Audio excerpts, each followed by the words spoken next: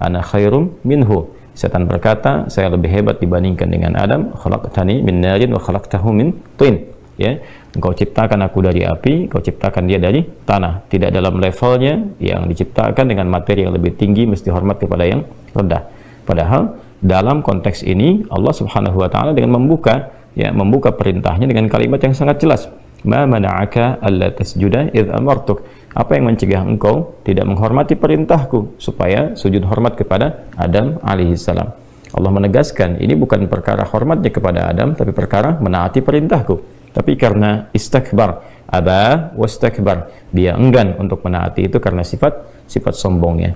Kesimpulannya adalah setan salah, setan tidak kenal benar, dan setan menutup peluang untuk mendapatkan pintu taubatnya karena kesombongannya. Salah, tidak mau bertobat.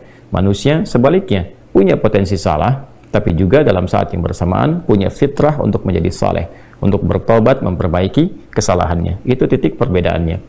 Untuk itulah kemudian Allah Subhanahu wa taala memberikan petunjuk, bahkan sejak Nabi Adam alaihissalam diturunkan ke muka bumi, lekat dengan petunjuk ini bagaimana caranya ketika seorang hamba Allah dari kalangan manusia, anak cucu Adam, Bani Adam, disebutkan 7 kali dalam Al-Quran, kemudian berbuat salah dalam hidupnya, pikirannya keliru berpikir, apa-apa yang disebut dengan su'udzan, kan?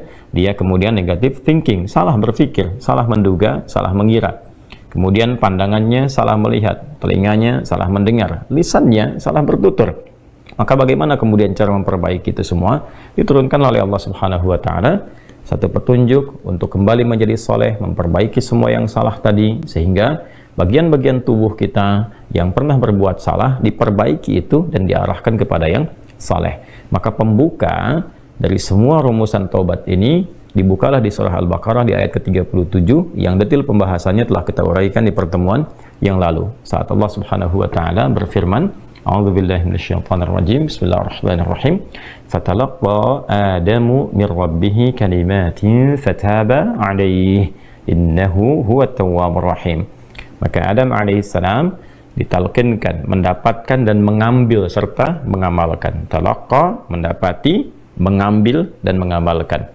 Ya, Adam alaihissalam mendapati dari Allah Subhanahu wa taala, mengambil dari Allah Subhanahu wa taala kalimatin, ya, petunjuk-petunjuk taubat. Lalu mengamalkan itu semua, fataba alaihi, maka Allah Subhanahu wa taala menerima taubatnya. Innahu huwat tawwabur rahim. Sungguh Allah Subhanahu wa taala menilai dan berkomitmen terhadap hamba-hambanya yang sungguh-sungguh memperbaiki dirinya untuk menjadi lebih baik, maka Allah Subhanahu wa taala akan menerima taubatnya, menerima komitmen hambanya itu.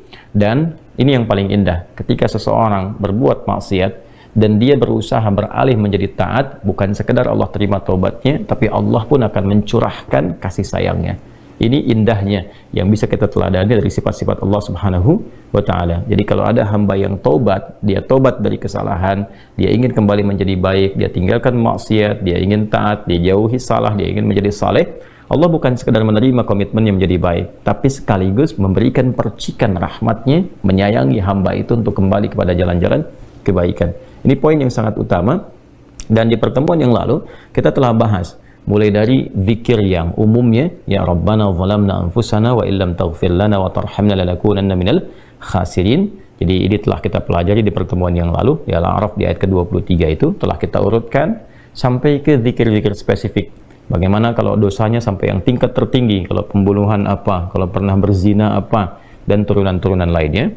Nah, sekarang kita akan masuki satu pembahasan yang utama, apa yang telah kami janjikan dengan izin Allah Subhanahu wa taala di pertemuan yang lalu, bahwa semua akumulasi kalimat-kalimat taubat dari satu gambaran perbuatan maksiat, bahkan bila pun ada seseorang merasa berbuat salah dalam hidupnya, entah berapa banyak kesalahan yang telah ia kerjakan, dan ia juga merasa bingung, zikir apa yang harus ia bacakan, kalimat apa yang harus ia mohonkan kepada Allah, sekiranya Allah berkenan untuk menerima taubatnya dan memercikan kasih sayang kepadanya, sehingga ia bisa beralih dari sifat-sifat salah, pelaku maksiat, kepada sifat-sifat soleh, menjadi hamba yang taat. Itulah yang akan kita uraikan di pertemuan kali ini.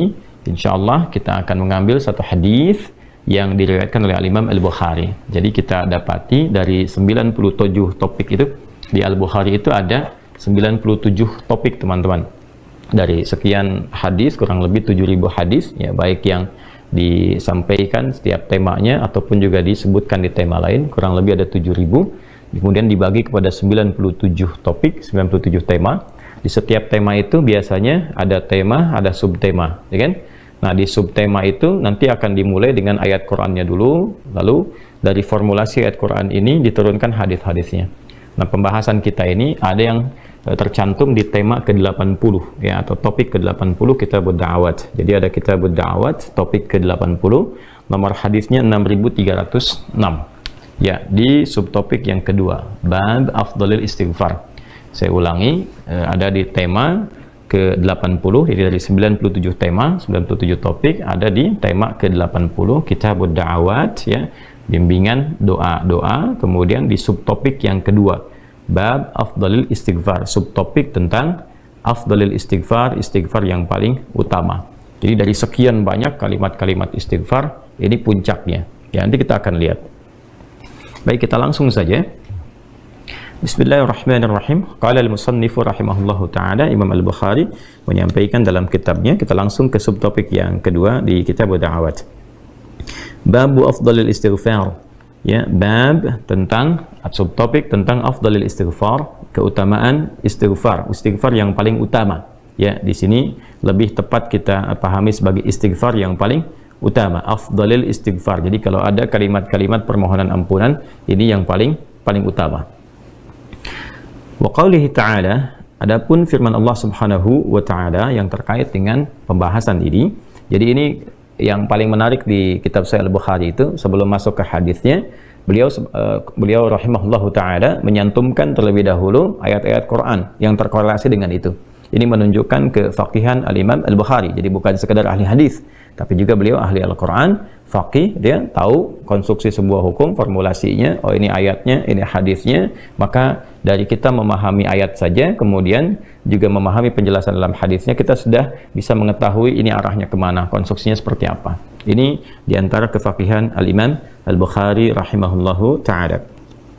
Wa qaulihi ta'ala, adapun firman Allah Subhanahu wa ta'ala yang terkait dengan topik ini, yaitu istighfar yang paling utama, yaitu di Quran surah Nuh, ya, ayat 10 sampai 12. Ya, kita sampaikan dulu ayatnya. A'udzubillahi minasyaitonirrajim. Bismillahirrahmanirrahim. Istaghfiru rabbakum innahu kana ghaffara. Di sini dipotong di bagian intinya, jadi untuk mendapatkan pemahaman yang terkait dengan pembahasan langsung, ya. Atau kalau kita mau sempurnakan dari awal ayatnya, di ayat 10 itu faqultu astaghfiru rabbakum innahu kana ghaffara. Di lisan Nabi Nuh alaihissalam sudah diajarkan ya, sejak eranya Nabi Nuh alaihissalam, bahwa orang-orang yang berbuat salah itu ya diingatkan potensinya, ada rahmat Allah Subhanahu wa ta'ala untuk memperbaiki kesalahannya sehingga menjadi saleh. Ya, ini satu fitrah. Jadi di setiap era itu selalu percikan rahmat Allah itu diberikan kepada setiap hamba yang melalui utusan-utusan Allah. Di era-eranya ada rasul, ya, ada nabi, kemudian rasul, nabi berhenti ya dengan hadirnya Nabi Muhammad SAW dan wafatnya beliau, selesai era kenabian, selesai era kerasulan. Maka semua petunjuk-petunjuk yang telah sempurna itu diteruskan oleh sahabat beliau dari kalangan ulama. Nanti kalangan ulama ini mengajarkan kepada ulama di generasi selanjutnya, tabi'in, tabi'ut tabi'un, sampai kemudian kepada kita. Ya, ini pakemnya sudah ada.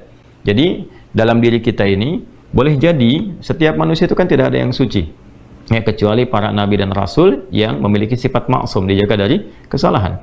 Boleh jadi saya, Anda, kita berbuat satu kesalahan, tapi rahmat Allah menjadikan kita itu mendapatkan fitrah untuk memperbaiki itu. Nah, ini yang nggak dimiliki oleh setan. Setan itu salah ya salah, itu kan? Salah ya salah. Jadi ketika dia berusaha untuk mendapatkan rahmat Allah pun dengan taubat itu selalu terhambat dengan kesombongannya, istakbar itu. Ya, satu kali ditawari untuk bisa mendapatkan ampunan pun, ya, lalu diberikan satu syarat untuk hormat kepada jasadnya Adam pun, kan, itu tetap kemudian dia abai. Sekali lagi saya ingatkan untuk menekankan bahwa kita ini tercipta sebagai manusia, bukan setan. Ya, sepanjang kita menyadari kita manusia dan berbuat salah, maka aktifkan sinyal taubat itu. Ya, sejak di era sebelumnya, bahkan di era Nabi Adam alaihissalam turun ke muka bumi, kemudian juga berkeluarga, ya, risalah-risalah tentang taubat itu selalu kemudian disampaikan. Nah, di era Nabi Nuh alaihissalam, rasul pertama. Jadi kalau Adam itu nabi yang pertama, Nuh alaihissalam rasul yang pertama.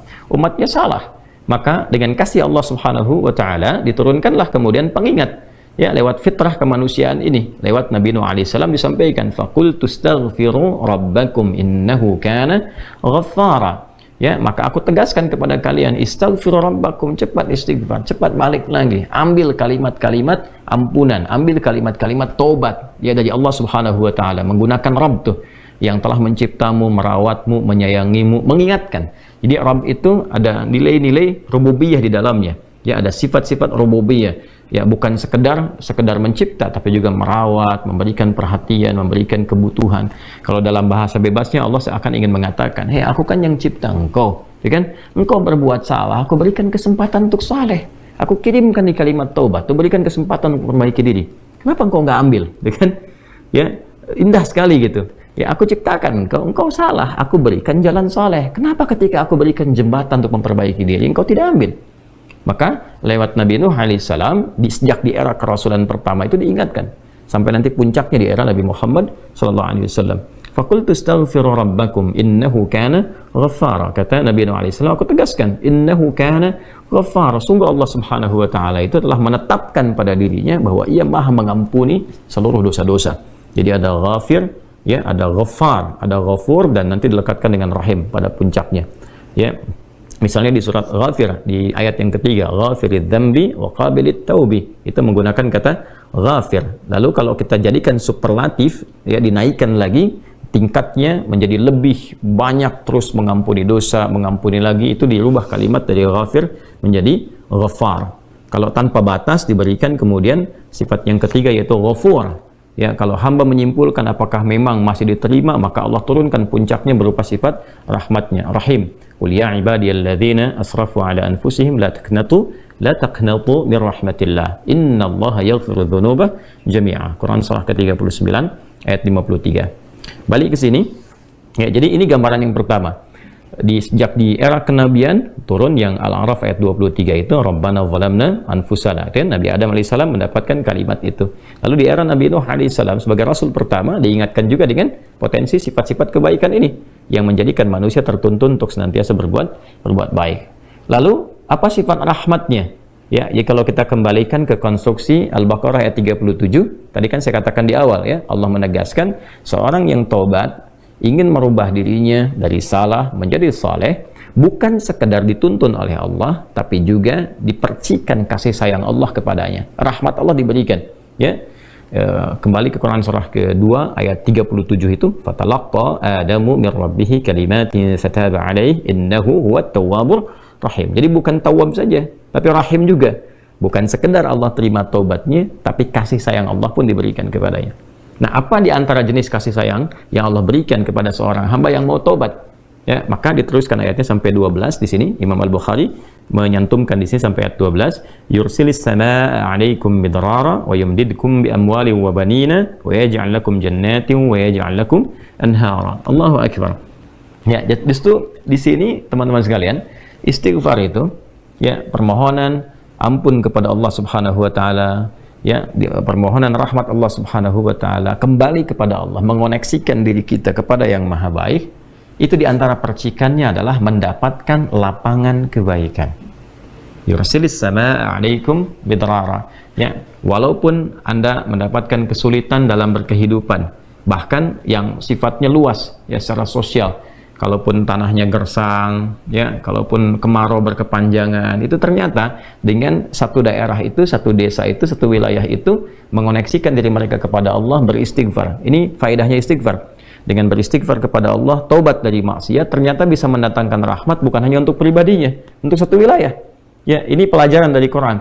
Ya, Allah akan memberikan kesan begini, jangankan bagi setiap personalnya, setiap orangnya, ya kan? Ada masalah sekampung pun, contohnya kekeringan misalnya, contohnya kemarau, lalu sekampung itu, ya, atau ada orang-orang soleh di situ yang membiasakan taubat kepada Allah, istighfar kepada Allah, mengoneksikan dirinya kepada Allah, ya kan? Itu luar biasa, percikan rahmat Allah.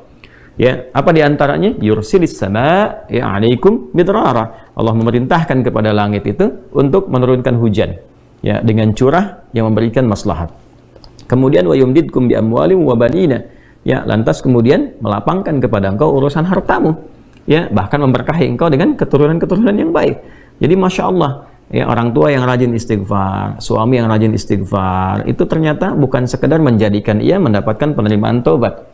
Dia berhenti dari perbuatan maksiat, usaha-usaha yang tidak baik, dagang yang tidak benar, itu kan perbuatan curang, ya, perbuatan menipu, perbuatan-perbuatan yang tidak elok, korupsi, jauhi potensi itu. Disogok dia hindari, diajak korupsi dia jauhi dan sebagainya. Lalu konsisten pada kebaikan dan dia isi dengan istighfar. Astaghfirullahaladzim, astaghfirullahaladzim, Rabbana zalamna anfusana wa illam taghfir lana wa tarhamna lanakunanna minal khasirin. Dia konsisten pada kebaikan itu, wa yumdidkum bi amwal. Allah akan lapangkan dia pada harta-harta yang lebih berkah. Allahu Akbar. Ya.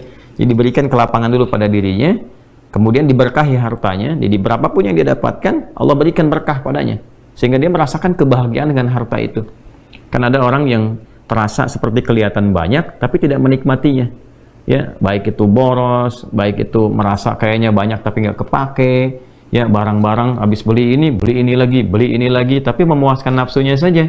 Ya. Temannya ngajak begini, dia harus terpaksa beli, kadang-kadang ngutang, atau mungkin dia dapatkan sesuatu tapi jalan-jalan yang haram, jalan yang salah. Dia tidak menikmatinya, dan ini yang paling bahaya. Ya, ini yang paling bahaya. Lawan lapang kan sempit. Jadi hartanya kayak banyak, tapi menyempitkan kehidupan rumah tangganya.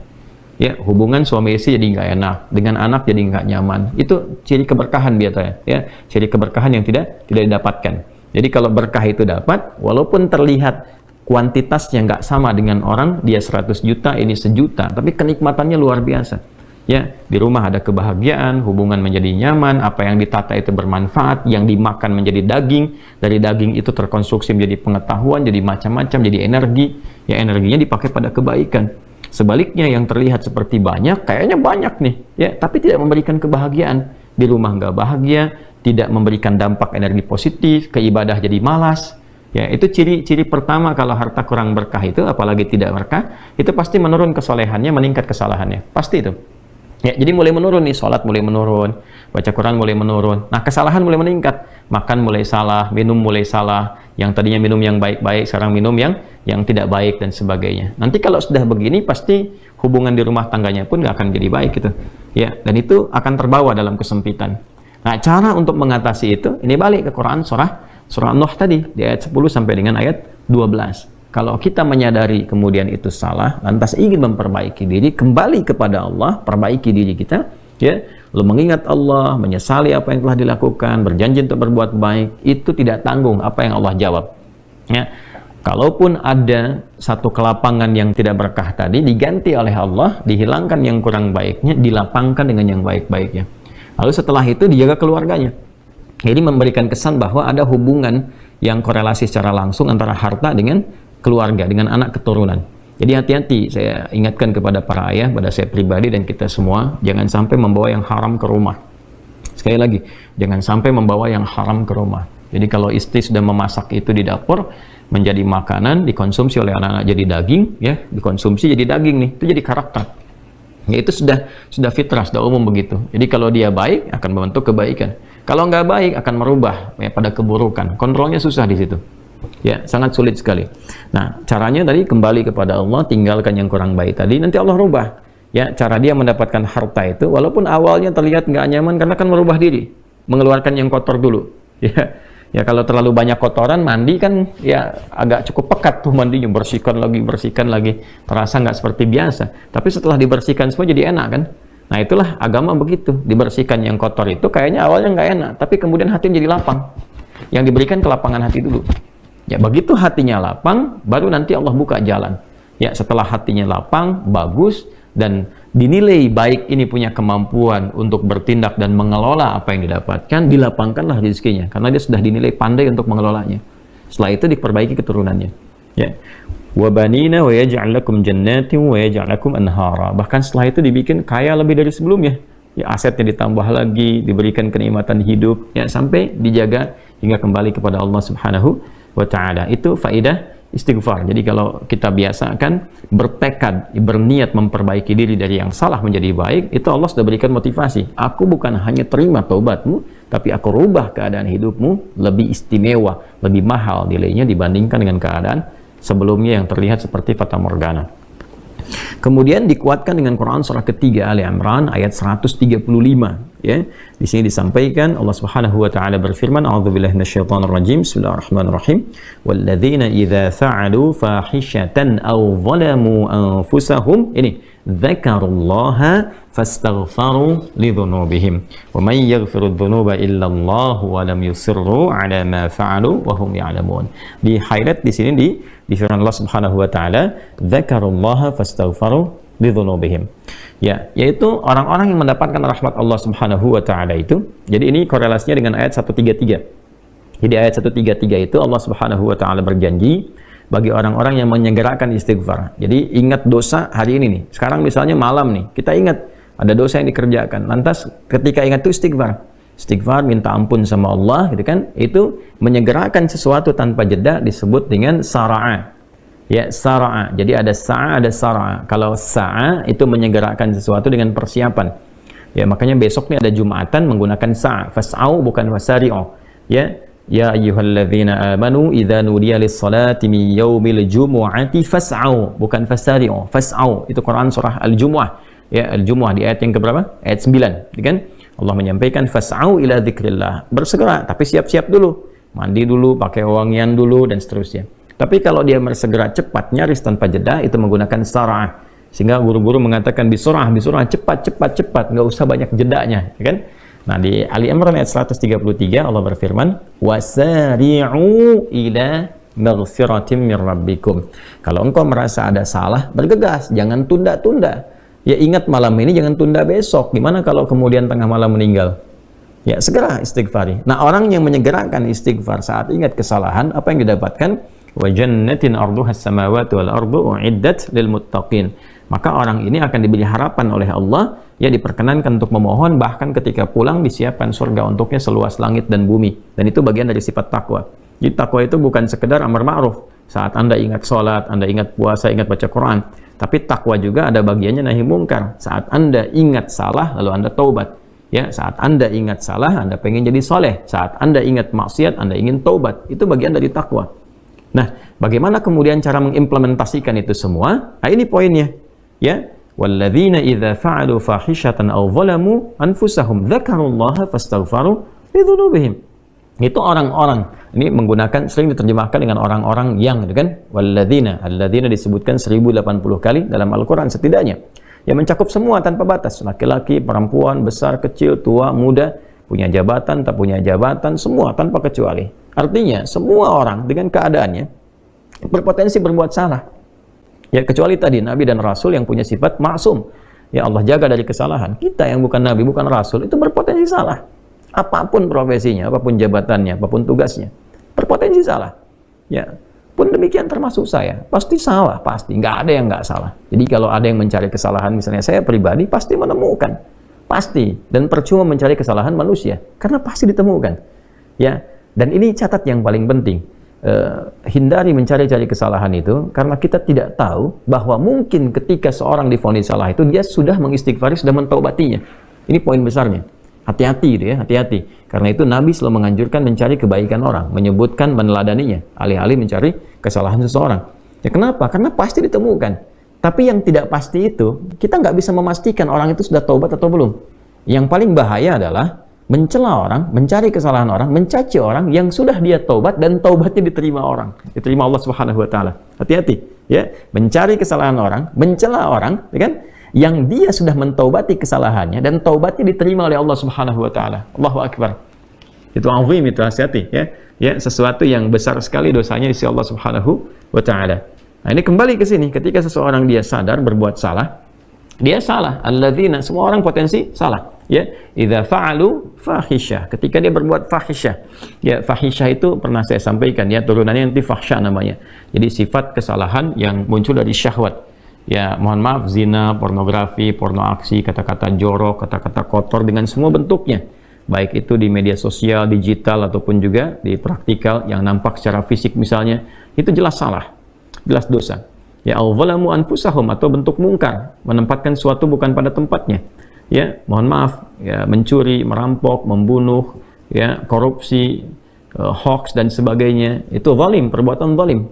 Nah, saat seseorang berpotensi salah, ya, dari fahsya dan mungkarnya, dia berbuat perbuatan dari dorongan syahwatnya atau mungkar, dari keinginan nafsu perut dan akalnya, dia berbuat yang salah, lalu zakarullah, dia ingat Allah. Nah, ini poinnya. Ini menarik sekali nih. Ini menarik sekali. Kok lanjutan ayatnya zakarullah? Bukan dia sadar bahwa dia itu telah berbuat salah. Kenapa zakarullah? Ini poinnya. Ya.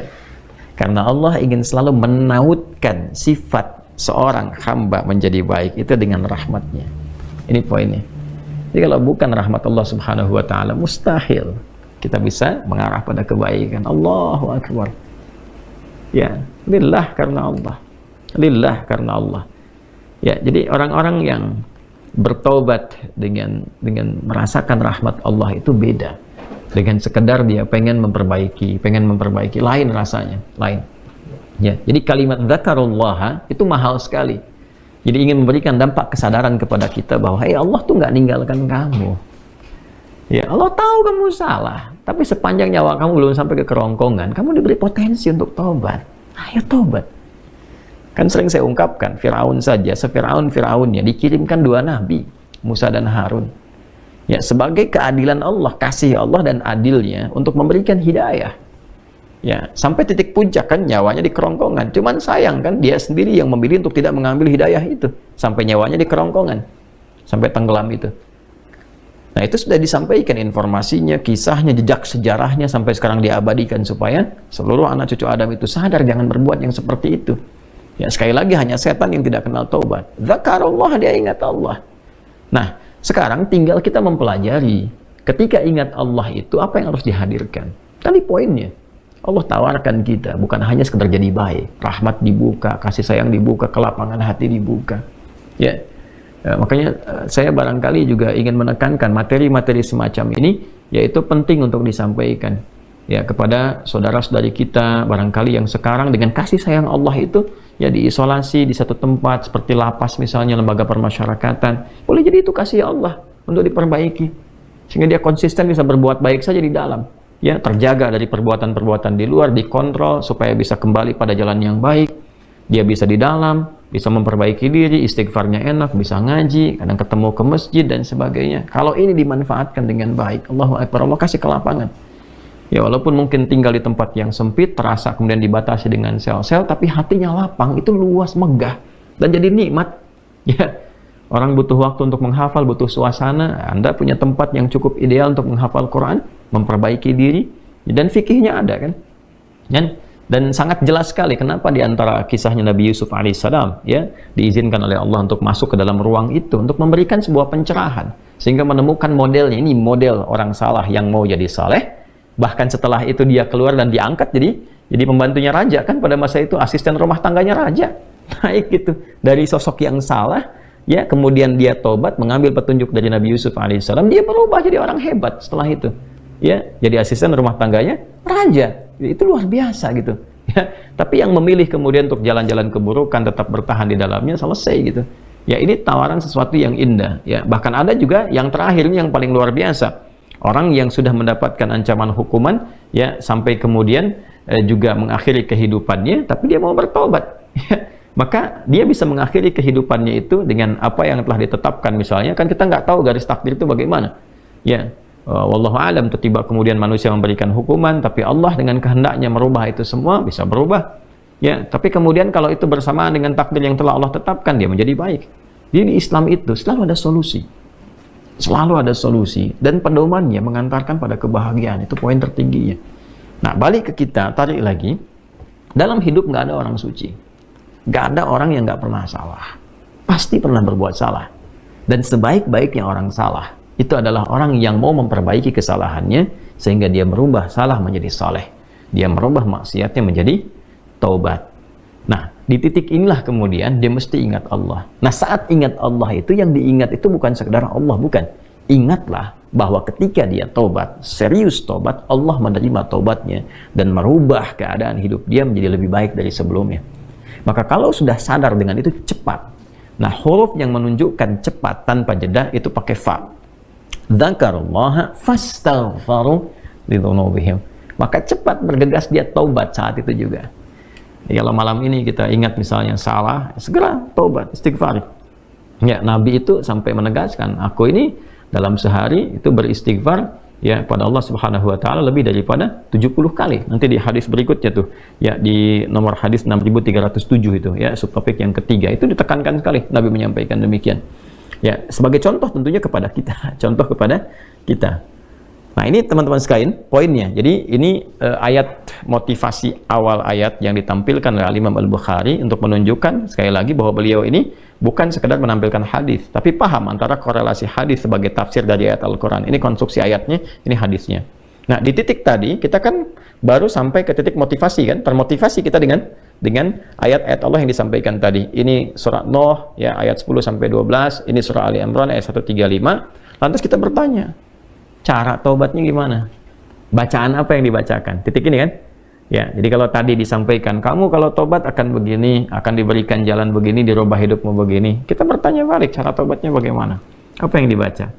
Nah, inilah yang dijawab lewat hadisnya. Inilah indahnya dalam Islam. Jadi tidak hanya teori begini, tidak. Ya, bukan sebuah teori, tapi bimbingan real dalam berkehidupan. Ya, kasusnya begini, pedomannya seperti ini, tafsirnya begini, jalannya begini, contohnya si fulan yang bisa dicek dalam sejarah, yang kalau diikuti si fulan di generasi lain, tuh lihat kehidupannya begini, begini, begini. Ya, sekarang kita kembalikan. Baik, di sini di nomor hadis 6306 tadi sudah saya sampaikan di awal. Bismillahirrahmanirrahim. Qala al-Imam Al-Bukhari rahimahullahu taala, Imam Al-Bukhari menyampaikan, haddatsana Abu Ma'mar haddatsana Abdul Warith haddatsana Al-Husain haddatsana Abdullah ibn Buraidah qala haddatsani Bushair ibn Ka'ab Al-Adawi qala haddatsani Shaddad bin Aus. Nah, ini di rawi penyampai riwayat satunya yang bersumber nanti dari Nabi sallallahu alaihi wasallam adalah seorang sahabat bernama Shaddad bin Aus radhiyallahu taala anhu. Semoga Allah memberikan ridha terbaik kepada sahabat mulia dimaksud, dan semoga Allah memberikan percikan kemuliaan pada kita untuk meneladani kemuliaan beliau dan mempraktekkan, mengimplementasikan hadis yang kita akan dapat ini. Anin Nabiyyi sallallahu alaihi wasallam, dari Nabi sallallahu alaihi wasallam. Perhatikan kalimatnya. Qala Rasulullah sallallahu alaihi wasallam, sayyidul istighfari, puncak istighfar itu. Ya, tuannya istighfar, sayyidul istighfar. Jadi kalau ada kalimat-kalimat istighfar, ini puncaknya. Nah, intinya kalau bingung berbuat maksiat, sudah banyak perbuatan salah yang dilakukan dari ujung kepala sampai ujung kaki, pernah berbuat salah dan kita ingin taubat, apa puncak kalimatnya? Ya. Yuk kita bacakan. Bismillahirrahmanirrahim. Sayyidul istighfari, puncak istighfar itu antaqula, ya, engkau berkata, kata Nabi sallallahu alaihi wasallam, ya, engkau memohon kepada Allah. Perhatikan kalimatnya. Allahumma anta rabbi.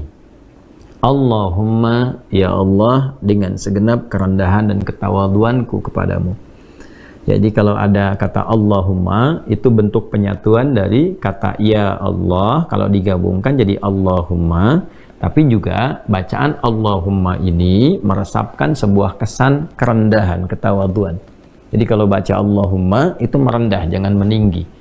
Ya, jadi isyarat pertama kalau ingin istighfarnya benar itu merendahlah sebagai seorang hamba, mengakui kesalahan-kesalahan yang kita perbuat. Allahumma anta rabbi, ya Allah, sungguh engkau adalah Tuhan yang merawatku. Ya, yang mencipta, yang merawat, yang memberikan kebutuhan, yang mengarahkan pada kebaikan. Jadi semua sifat-sifat tadi dikumpulkan dalam satu nama, yaitu Rabb. Ya, karena itu ketika wahyu pertama diturunkan, kalimat Rabb ini muncul. Iqra bismi rabbikal ladzi khalaq. Allah yang mengajarkan kita.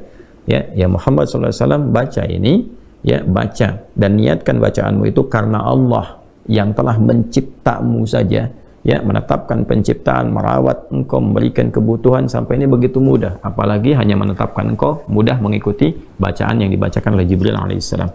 Jadi di sini ketika mengatakan anta rabbi, kita mengembalikan status kehambaan kita kepada Allah yang memberi jalan untuk taubat. Itu poinnya. Ya, salah itu salah saya, salah Anda, salah kita sebagai hamba, ya kan? Tapi kita mohon rahmat Allah untuk membimbing salah ini menjadi saleh, untuk mengikuti jalan yang Allah berikan. Allahumma anta rabbi, la ilaha illa anta khalaqtani. Ya Allah, hamba menetapkan tidak ada Tuhan yang dipertuhankan dan layak disembah kecuali Engkau, ya Allah, dan Engkaulah yang mencipta hamba.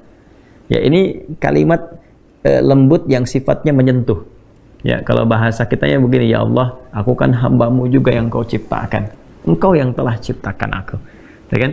Kalau di kalimat Adam yang pernah kita baca di pertemuan yang lalu dari tafsir Imam Jarir At-Tabari itu, Ibnu Jarir At-Tabari, kita telah sampaikan di pertemuan yang sebelumnya bahwa Adam mengonfirmasi, Allah, gitu kan, ya Allah, ya Tuhanku, bukankah aku adalah hamba-Mu yang Kau ciptakan, ya, dengan tangan-Mu sendiri, dengan kuasa-Mu sendiri? Ya Allah menjawab, ya tentu saja, gitu kan, dan seterusnya sampai ujung hadisnya, ya ara'aita, bagaimana ya Allah Engkau menilai kalau hamba intubtu wa aslahtu, kalau hamba sekarang bertobat dan memperbaiki diri, ya arajin anta ilal jannah, apakah Engkau akan mengembalikan aku kepada surga? Ya Allah menjawab, na'am, tentu saja, bahkan dengan surga yang lebih indah. Itu yang pernah kita bahas di pertemuan sebelumnya.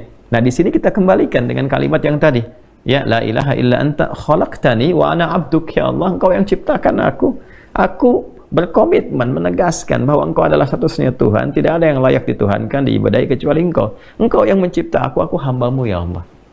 Ya, laisa kamitsli syai', nggak ada perbandingan serupa. Saya berikan ilustrasi dan nggak sama dengan perbandingan ini. Ya, ada seorang anak berbuat salah, datang ke ibunya, salahnya banyak, dan dia katakan, Bu, saya mengaku salah, Bu, minta maaf. Ya, sesalah-salahnya saya kan anak ibu juga, bukankah ibu yang telah mengandung, menyayang-nyayangi saya dalam rahim? Itu kalimat sentuhan pertama seorang ibu ketika menerima kalimat itu, ya, dia bisa menahan marahnya, dia mendahulukan kasihnya walaupun mungkin responnya nggak cepat. Nah, Allah laisa kamitslihi syai', Allah berbeda. Ya, justru Allah mengajarkan kita dengan kalimat-kalimat baik tadi itu sebagai keteladanan. Kalau ada nanti praktek dengan manusia salah, masuklah dengan cara-cara yang lembut, gitu kan? Sedangkan Allah mengajarkan kepada kita, mohon nih, lewat Nabi Muhammad SAW diajarkan oleh Nabi, mohonlah kepada Allah dengan kalimat yang menyentuh. Ya, karena Allah itu maha latif, maha lembut, maha perasa, masuk dengan nilai rasa yang tinggi. Ya, Allahumma anta rabbi la ilaha illa anta khalaqtani wa ana 'abduk, ya Allah, Engkau yang merawatku, Engkau Tuhan, Engkau yang berikan kecukupan dalam kehidupan, aku yang berkomitmen gak ada Tuhan yang layak dipertuhankan, yang layak disembah kecuali Engkau, Engkau yang menciptakan aku hamba-Mu, ya Allah. Ya, Allahu Akbar. Kemudian wa ana ala ahdika wa wa'dika mastata'at. Ya Allah, aku berkomitmen, aku ingin memperbaiki diri dan aku tetap dalam komitmen ala ahdika wa wa'dika. Aku berkomitmen untuk mengikat syahadatku kepadamu. Ya, ahdi itu jadi satu komitmen perjanjian ta'ahud kita dengan Allah Subhanahu wa taala bahwa kita bertauhid kepadanya. Ya, itu ada di Quran surah ke-7 Al-A'raf di ayat 172. Wa idh akhadha rabbuka min bani adama min zuhurihim dzurriyyatahum wa asyhadahum ala anfusihim alastu bi rabbikum qalu bala syahidna, ya, an taqulu yaumal qiyamati inna kunna an hadza ghafilin. Jadi kita sudah berkomitmen, ya, kepada Allah Subhanahu wa taala untuk mentauhidkan Allah. Nah, itu adalah ta'ahud kita, ya, pengikat kita, perjanjian kita dengan Allah. Ya Allah, aku berkomitmen, ya, kepada perjanjianku untuk mentauhidkan Engkau. Aku bertobat, aku akan menjaga tauhid ini, mengesahkan Engkau, menjauhi syirik, ya, menuhankan hanya Engkau saja. Kemudian juga wa ala wa'dika, dan aku pun yakin dengan janjimu. Ini apa yang Allah janjikan kalau kita baca di hadis yang lain, di hadis Muslim, ya, di antaranya misalnya, ya, siapa yang man qala la ilaha illallah wa la yusyriku bihi syai'a atau kama qala Rasulullah SAW, ya, siapa yang mengatakan la ilaha illallah, komitmen pada itu dia praktekkan, wa la yusyriku bihi syai'a, dan tidak musyrik selama hidupnya, dia jaga dari syirik, dia tobati dirinya, jaga dari syirik, dia mengucapkan la ilaha illallah, mempraktekkan itu, menjaga syirik, dakhalal jannah, kalau wafat dia berpotensi masuk surga. Ya, dan itu janji Allah.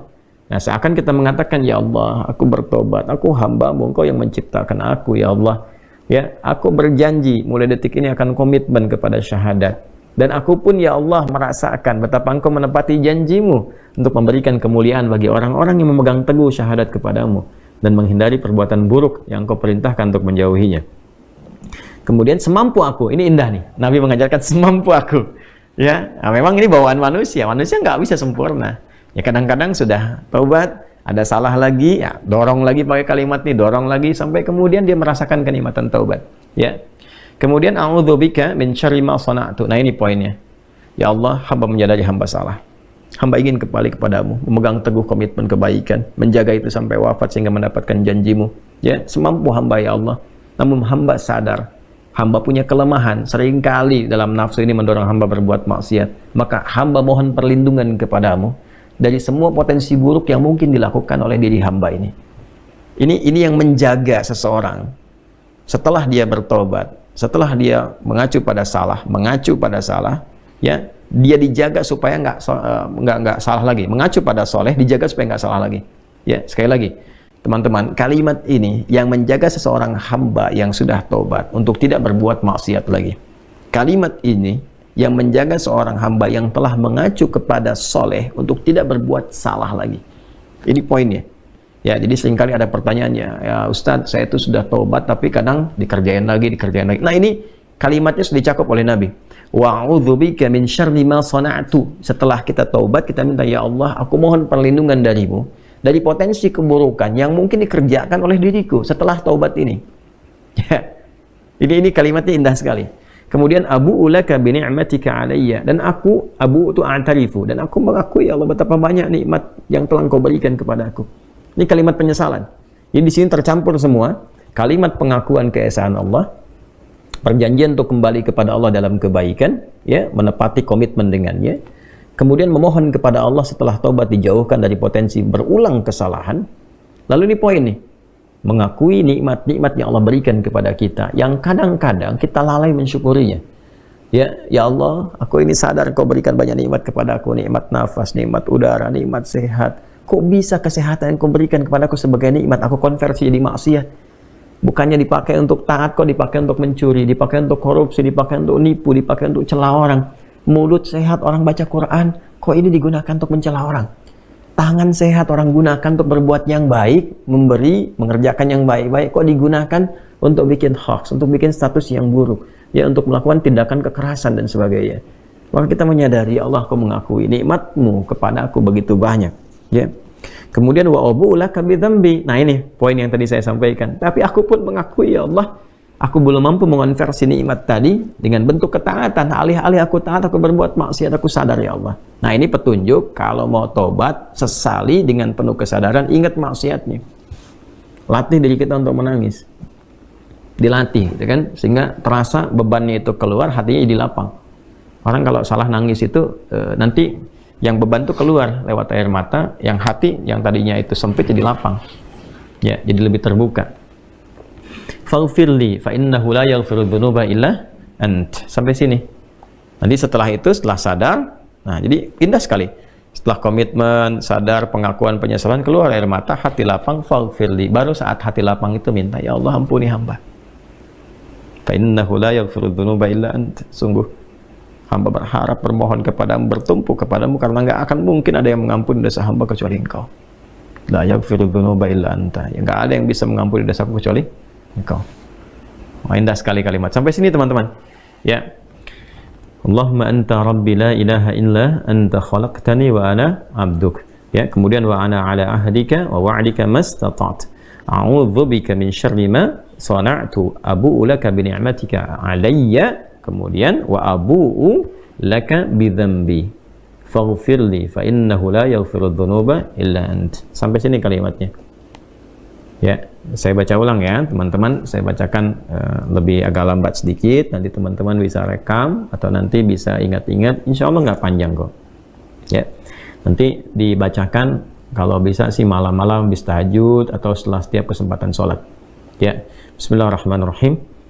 Allahumma anta rabbi la ilaha illa anta khalaqtani wa ana abduk wa ana ala ahdika wa wa'dika mastata'tu a'udzu bika min syarri ma sana'tu abu'u laka bi ni'matika 'alayya wa abu'u laka bi dzambi faghfirli fa innahu la yaghfiru dzunuba illa ant.